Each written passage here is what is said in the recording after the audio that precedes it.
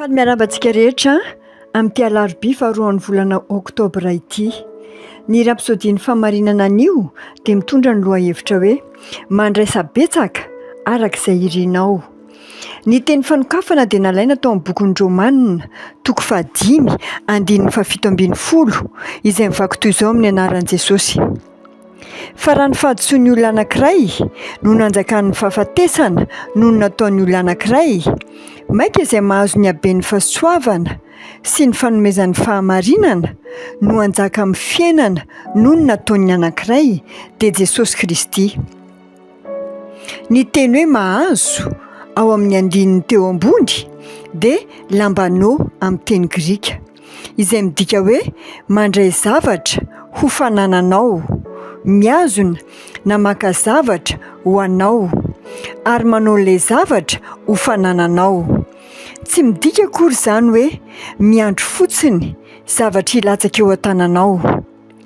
Ny Baiboly milaza fa ireo izay lambano, ny haben'ny fahasoavana, ny fahasoavana mitobaka ary ny fanomezan'ny fahamarinana no hanjaka amin'izao fiainana izao. Aleloia! Fahasoavana ohatry ny ahoana no ilainao ary atao inona no hitadiavanao azy? Hoy ny Tompo aminao, mandehana, mandraisa betsaka araka izay irinao. Mampatsiahy ny torohevitra nomeny Paoly an'i Timoty ao amin'ny Timoty 2:2-2 izany. Hoy izy, mahereza ny fahasoavana izay ao amin'ny Kristy Jesosy. Izany hoe araraoto ny fahasoavana, mandraisa betsaka araka izay irinao. Raha mikasika ny fahasoavana dia misy betsaka araka izay afaka horaisinao, fa ny fahamarinana kosa dia mitovy amin'ny olona rehetra. Izany no mahatonga ny fahasoavana amin'ny dika teny anglisy dia tsy misy mpanoritra voafaritra eo anoloan'ny teny hoe be. Raha dika dia hoe izay mahazo fahasoavana be dia be fa tsy hoe ny haben'ny fahasoavana. Fa ho an'ny fahamarinana kosa dia misy mpanoritra voafaritra tsara, izay mahazo ny fanomezan'ny fahamarinana.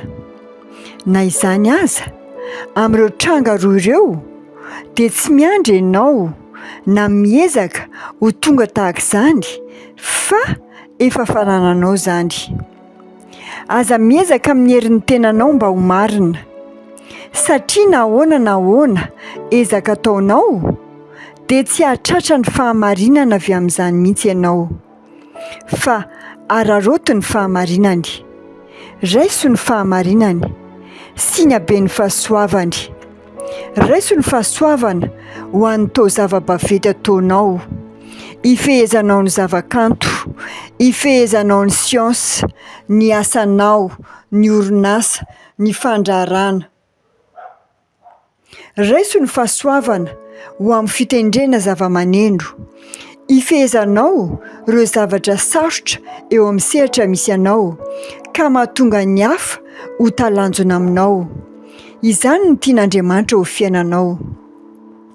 Rehefa miasa amin'ny fahasoavana be dia be ianao dia miara-mirehareha aminao izy, ary asehony amin'ny olon'izao tontolo izao ianao na dia amin'ny anjely sy ny fanapahana aza, mba ampahafantarina ireo fanapahana sy ny fahefana any an-danitra amin'izao ankehitriny izao ny mahamaro samihafa ny fahendren'Andriamanitra amin'ny fitondran'ny fiangonana.